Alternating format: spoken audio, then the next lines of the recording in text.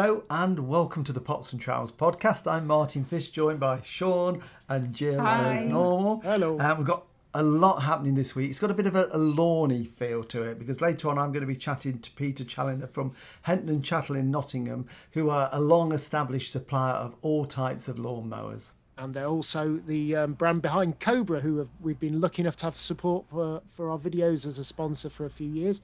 So thanks to them for that. And then later on in the podcast, we have got a question about Spanish bluebells, and Sean's got a question for us about strawberries. So we'll get to that later on. But first, let's go and have a chat to Peter.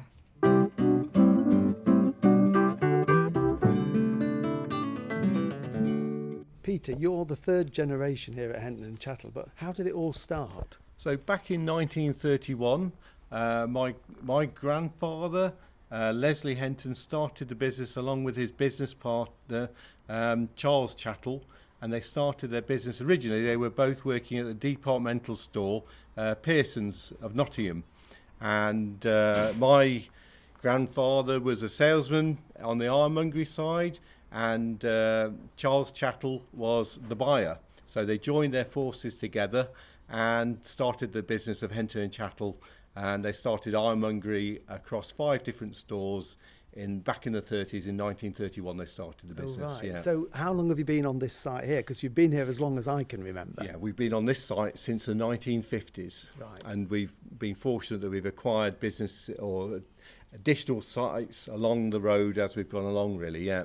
And then we've got a larger warehouse that we operate from on the other side on Lenton Lane in Nottingham, which is another 40,000 square feet there as well. Wow. Yeah. So you are a big supplier of all sorts of lawnmowers, and you must have seen a lot of changes from when you first joined the business. Yes, yeah.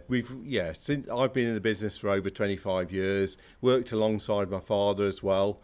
And between us both, we sort of reformed the business away from ironmongery and mechanical handling into wholesaling and then into importing garden machinery. And we also have the professional side and the turf business, which we supply golf and agricultural machinery as well. Right, as well. But on the domestic side, I suppose going back 30, 40 years ago, a lot more people would have probably had cylinder mowers and then went on to rotary mowers. And, you know, is that still as it is? Yes, absolutely indeed. Yes, yeah, you're absolutely right with the timing. That's when people started to change. Certain brands developed rotary mowers and they became the norm, really. However, there is a resurgence of cylinder mowers where people are taking more interest in their lawn. They're recognising the benefits of cylinder mowers over and above rotary in terms of a cylinder cut lawn will stay greener longer because it's a fine cut, and ultimately those that are really interested and almost fanatical about their lawns favour the cylinder mower over and above. However, you can still achieve a great result with a rotary mower, but those that really want the fine cut, they'll go for a cylinder mower still. Okay. Yeah. So we're in the showroom here Yeah. in Nottingham, and it's surrounded by not only lawn mowers but all sorts of garden machinery and equipment. So can we just have a little wander around and look at some of the things that you sell that makes gardening easier for people? Yeah, I mean, today we're finding battery technology's really moved on, and that's a really important aspect for convenience for gardeners. Less noise, no petrol, no fumes. So batteries really taken off in a big way. So we're importers for the brand Ego Power Plus, which is a really high tech product line. And really that's taken the market by storm, and we're really pleased to be involved with Ego. But our own brand is Cobra as well, and between the two, they're really important brands. But we're also importers for a brand called Billy Goat as well, which is an American product. And we put all these pieces together, and it makes a whole portfolio. We only supply specialist dealers. So we're very focused on specialist dealers around the country. So we're supplying the retailers, generally independent stores that service and repair and sell. And so it's a different sort of market, but they're all about service ultimately. It's a service business, really, yeah. And you sell to the public; they can buy directly from in Nottingham. you, of course. We sell from here as well, indeed. Yeah, from our London Road site, indeed. Yeah. I mean, the battery technology is amazing because it's come on in leaps and bounds over the last few years. That I mean, I suppose 20 years ago you wouldn't have thought of owning a lawnmower that you put a rechargeable battery in, mow your lawns, and it does just as good a job as petrol. To the point now we're looking at some of the Ego mowers here, small rotary pedestrian mowers, sort of, I don't know what they are, sort of 45 centimetre, probably a bit more in diameter, but then to a ride-on mower. Absolutely. I mean, it's amazing that they are battery powered. Yeah, indeed. The power, again, the technology has moved on such that, ride-on mowers, which are powered by up to 6 different batteries. So you can put those same batteries that would fit in a lawnmower or into a hedge cutter. That can power the ride-on mower as well. Loads of power. And actually, it's a more pleasurable experience, mowing the lawn, maintaining the hedges and all the rest of it. So, we've seen that. Certainly over the last 5 years, batteries really taken off in a massive way, Do you see a time in the future when everything will be battery, we won't have petrol mowers, hedge cutters? I think it's possible, definitely. We sort of anticipated it might grow a little bit quicker than that. But right now, it's definitely there is still a need for petrol products at the moment in some areas. But with Ego, they've just launched a commercial range of lawnmower that actually really, there's no reason why you'd choose a petrol alternative to that. Really, I suppose you think we have, electric cars, electric buses, so we're going to have electric mowers. Absolutely. Now, you mentioned Cobra, which is your very own range. Yes. And it's quite an extensive range. Yeah. Covers all sorts of things, hedge cutters and blowers and chippers and all sorts of mowers of all descriptions here. And you pretty much designed this range, haven't you? Exactly, so we work with factories in the Far East, and they produce to our specification, and it grows every year. We're committed to ensuring that we're providing products that, particularly for the UK market, really are helpful to the British gardener first and foremost. So it's all about understanding the market. We're keen gardeners. My wife and I are really keen gardeners as well. And that really helps us in terms of focusing, understanding what's needed, really. And we test the products ourselves before they go to market to validate that they're going to hit the mark for folks, really, So it's really important, that side of it, Absolutely, And it is a very extensive range that you've got. You obviously work with garden machinery and mowers all day, every day when you're at work in the office. So when you go home at night, do you enjoy getting the lawnmower out? I still enjoy mowing, indeed. Liz, my wife, is the knowledgeable gardener. I'm more the basic tasks of mowing, trimming, those sort of things. Bit of cultivating as well. So we're fortunate to have a nice garden, and I really enjoy spending time in the garden at the weekends when I can, indeed.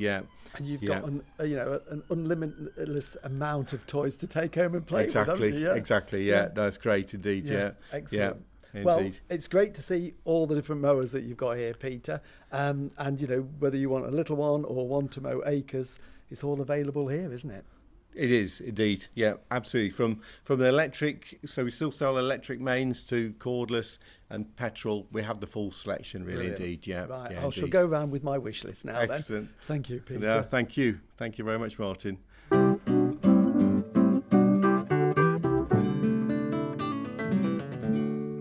Now, I live in Nottingham, and I actually live about 5 minutes away from Henton and Chattel.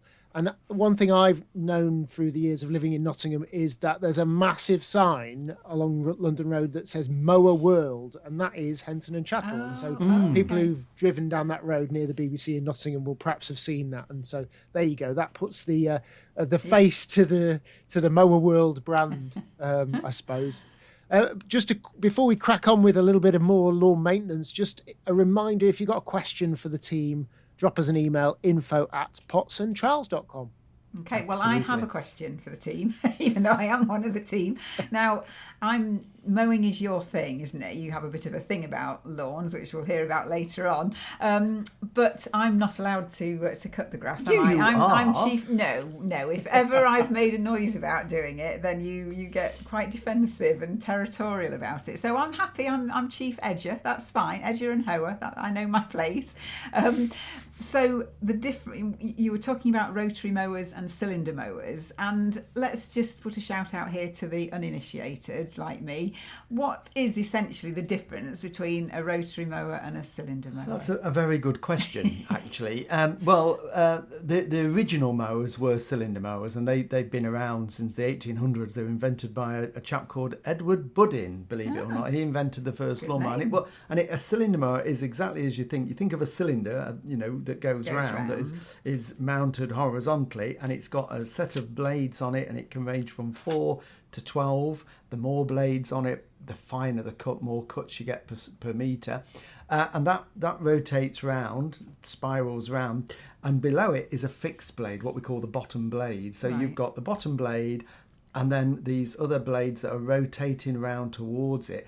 And it's almost like a scissor action. Scissors. If you think of a pair of scissors. So, and the blade is on a slight spiral, so it just spirals round and cuts exactly like that. Okay.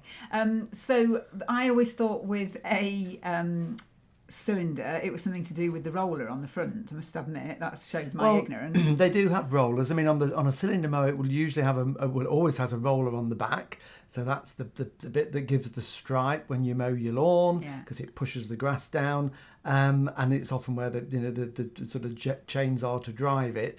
And then you've got the cylinder in the middle, and then you've got a smaller roller at the front. You need the two rollers to keep the cylinder, the grass cutting bit, off the ground, and then to adjust the height of cut, you raise or lower the front cylinder, and that moves the level of the cylinder to get it higher or lower, the cutting cylinder. Right. So a rotary mower is basically a flat blade that is just whizzing round from a central pivot. Okay. So whizzing round with a sharpened edge.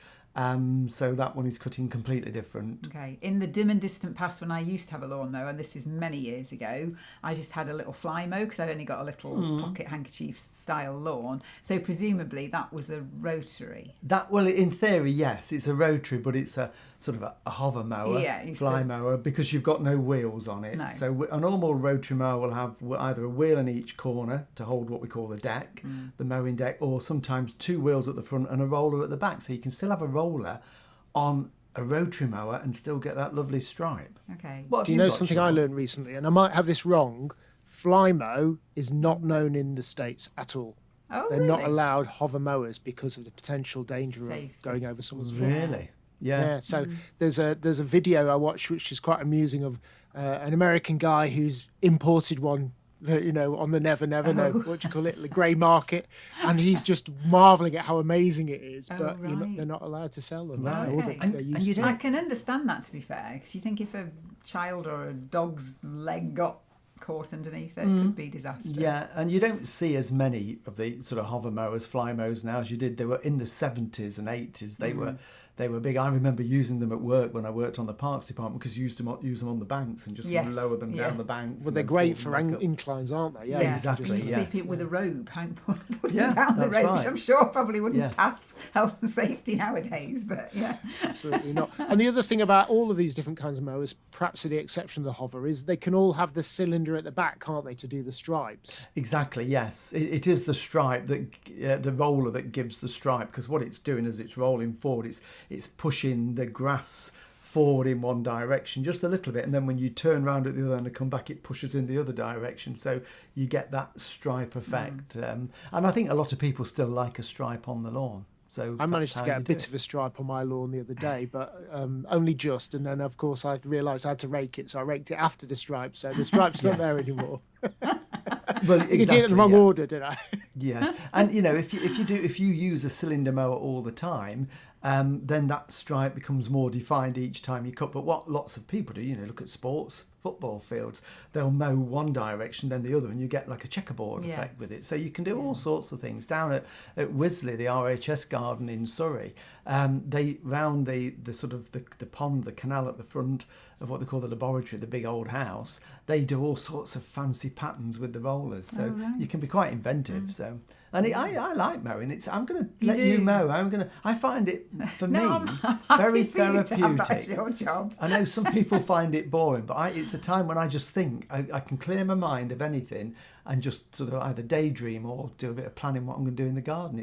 it's sort of in, my. Well, that's what I tend to do when I'm doing the ironing. So perhaps we should swap, and you can do the ironing. I don't know how the iron works.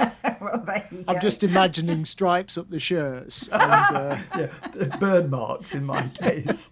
Yes. Take the iron one way and then make a line down back the other way. Just a quick note for anyone who's listening to this and enjoying this lawn chat. Our latest video, which is out now, is a Lawncare Special. So if you want to see some of this, some of these things in operation, you want to see Martin in his happy place, then go and check out the video over on YouTube. Of course, as usual, we'll put it in the show notes, a link to that. Yeah, and I think we've also got some questions, haven't we, coming up in a bit? We have, yes.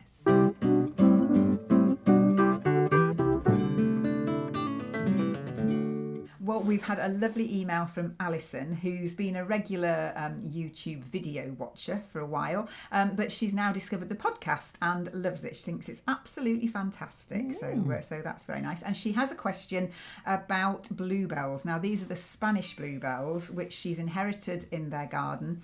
And although they've tried to clear them in recent years, she'd really like to get rid of them altogether. She wants to create a bed with some perennial geraniums, but she's not keen on the bluebells popping up where she really doesn't want them. I've dug out many of them, although they have particularly sneaky longer roots than anticipated and not always successful in removing them. Could she try a little weed killer warfare? And indeed, are the touch leaf stick weed killers still available? I'm concerned about the drift of sprays onto other plants, but so would obviously have to be careful. Good question. And they are quite difficult to get rid of, Spanish bluebells. Just what's the difference between... That's why lots of people don't like the Spanish bluebells. They're a bit bigger. They've got a broader leaf. They're sort of a much chunkier bluebell. They've got a much broader ribbed leaf, I suppose, and the flower stalk is stouter and the flower stem and the flowers are more upright, whereas on the true English bluebell they've got slightly thinner foliage and you get the flower spike, but it nods at the top. It sort of gracefully nods over, quite small little flowers up the stem. And I know a lot of people don't like the Spanish bluebells, but they are great for colour at this time of the year, and they are really good for attracting pollinators, so they're not doing any harm. I think the problem is if they cross-pollinate with the native bluebells, then you get a hybrid, so you lose those individual strains. But they've been in the country a long time. They were actually, I don't know the exact date, I can't remember that far back, but it was in the 1600s when they were introduced. So they've been here for sort of 400 or 500 years. So do they multiply at a quicker rate than the English? They seem to do, and we've got some in the garden where we obviously didn't discover them because we moved in September time. And it obviously wasn't till the following spring that we'd got clumps of these Spanish bluebells all over. I've left some, but we have taken some out. But Alison, they're not the easiest thing to get out because they do go quite deep. It's a bulb, but you dig out and it just goes down and down. And even if you cover them over with a load of soil, they'll just seem to grow through it. So I think probably the easiest way is to dig them out, because you just get a deep spade and dig them out. Because you're physically getting rid of them, and be prepared to do that over a couple of seasons. So you've got to make sure you get the bulb. Yes, if you cut them off or chop them off above the bulb, it has a remarkable power of recovery and will grow back again next year. I know some people have used weed killers on them. The ones that we're quite limited to what we can get, and you obviously need to use them very carefully if you're using weed killers and not around other plants, but that will go down and damage the bulb.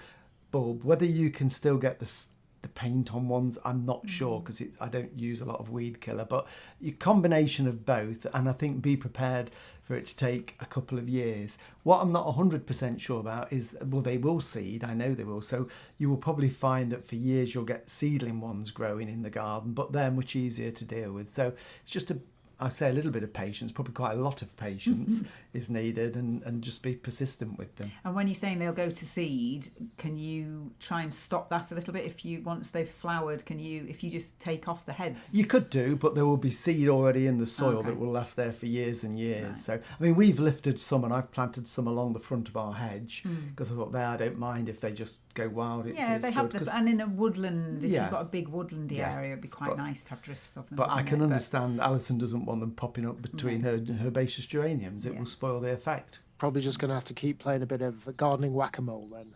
Yes, exactly. Yes. Sorry, Alison. I hope it goes well. Keep us informed. The next question is actually from me, Martin. Really? Not anonymous? Anonymous from Nottingham. So a few years ago, I picked up a free strawberry plant. The variety, if I remember rightly, is Jumbo, and it was on somebody's wall with a sign, "Please take." So we took it, and then I followed your advice about making the runners. Is the runners? Is that what it's called? I've got that right. Yeah. And you plant those into pots and you push them down with a bit of wire. And I did this, and I've done it for a couple of years running, and now I've got lots of strawberry plants. Yeah. Well, considering I started with one, I've got about 8 now. And they're varying sizes because I've done them across different seasons. And I just kind of wondered what I need to do with them to get them to bear fruit and how to deal with them, really. Right. So, yeah, what do I do next? Can I just ask if you've had fruit? Did you get fruit off the original plant? Yes. Yeah, I had some fruit at the beginning. I will be honest, they have been left on occasions because, we've gone on holiday and things like that. Yeah. So, done my best to keep them watered. I've tried to feed them a bit when we're feeding at tomato feeding time and things like that with tomato. Well, flower power I think I used actually. So I don't know if that's the right stuff. But anyway, what to do next, really. Right, okay. Well, yeah, good time. If you've got them in little pots and they've been overwintering, Sean, I would potentially, if they're not ready to go in the ground, I mean, you could either plant them in the ground, even if they're small, you could put them in some hanging pots or something if you want to. But if you want to physically grow them on a little bit, then just go into a pot a little bit bigger. But they will need a bit of fresh compost because all the nutrients will have gone. So you probably don't need anything more than about a 4 or 5 inch pot initially. Pop them in that bit of fresh compost, and I would water them on a fairly regular basis. One of the things I've noticed, I'm using more and more peat-free compost these days. It runs out of nutrients faster. So within a week or two, you could start feeding it, and anything that's high potash will encourage flowers, because the bigger ones, you might get some flowers on this year. The smaller ones probably grow on for another year. But yeah, just pop them up now. It's a good time to do it. And if I ever get my raised beds, maybe they'll go in there eventually. But in the meantime, the hanging basket sounds like a nice idea. I like the idea of a strawberry hanging basket. Yeah, and if you want to put them in a hanging basket, don't pop them up into other pots. Just go straight into the hanging basket. Hanging basket full of compost. Space them around How it. many? In a 14-inch basket. A 14-inch basket, probably only 3 or 4 plants. That's all. That will fill it, and then they'll cascade a little bit down the side. And then the slugs don't get them, do they, in a hanging basket? No. It depends where you put your hanging basket, obviously. But we always put some in the greenhouse for early fruit, don't we? And the birds won't get them either there as well. And what about the feeding? So you mentioned the high potash feed, but is it okay to feed that at any time, or do you have to wait until there are flowers? Or normally you would wait until the flowers are there, because the potash helps with flowering and fruit production and ripening. So that's the time you would normally start high potash, and that's the same whether it's tomatoes or cucumbers.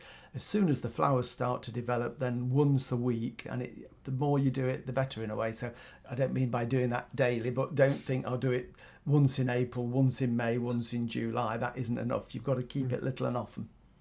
Great stuff. Fantastic. Right, we'll be around for strawberries and cream. Oh, yes. You could share the strawberry between you. But if it's called Jumbo, if the plant was called Jumbo, I'm guessing that the strawberries are You would imagine. I don't know that quite on the big variety, side. to be fair. It's not one I'm aware of. Yeah, it doesn't necessarily, I suppose, mean that it tastes that good, just that it's large, I suppose. That's always Large one. Well, we need to see photographic evidence when you get to that stage. Oh, Maybe it's so big it takes over everywhere. That's why it was given away in the first place. If I get at least one flower, I'll do a time lapse of it growing into the fruit. Oh, brilliant! Yeah. Any jobs we should be doing outside of these questions?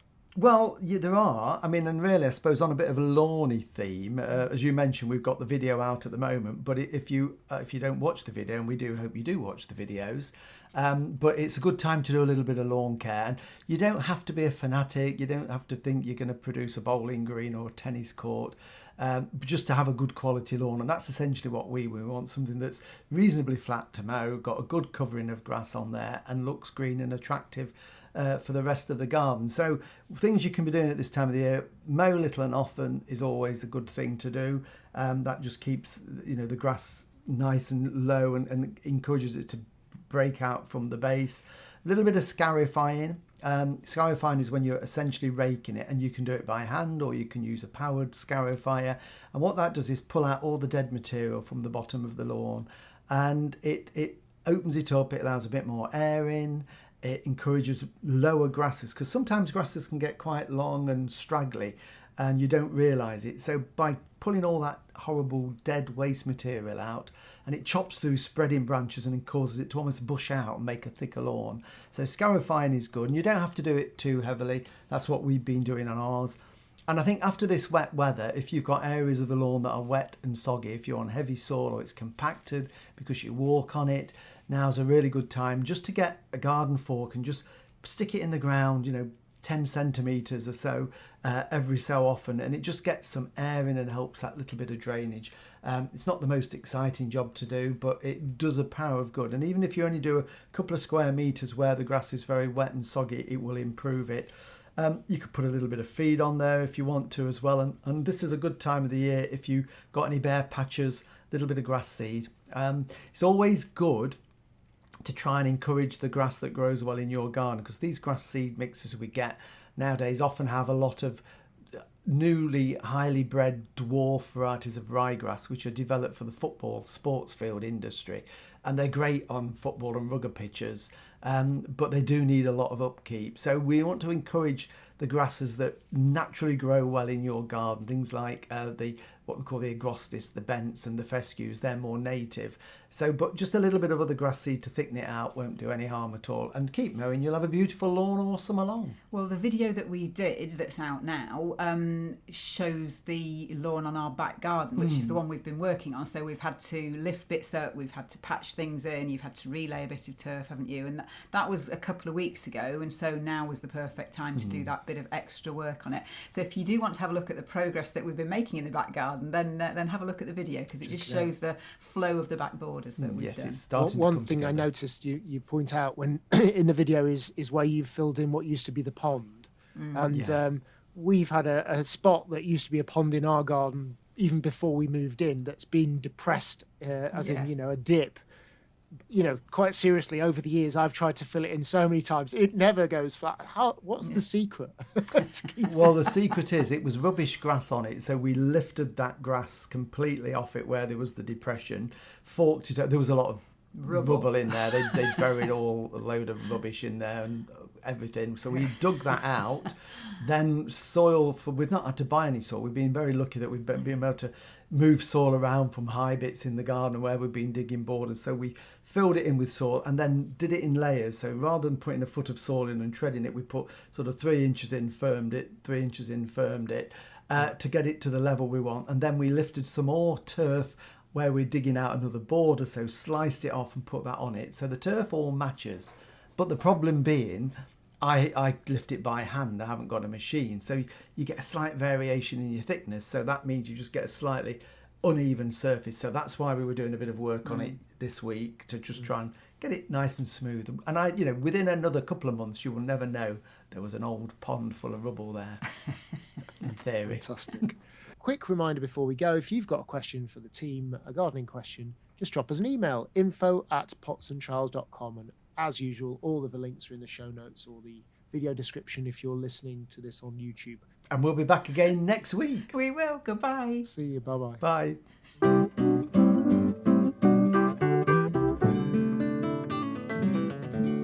Watch the videos on YouTube or Facebook, follow us on Instagram, Twitter or X, and subscribe to the podcast and never miss a thing. For more information, go to potsandtrowels.com.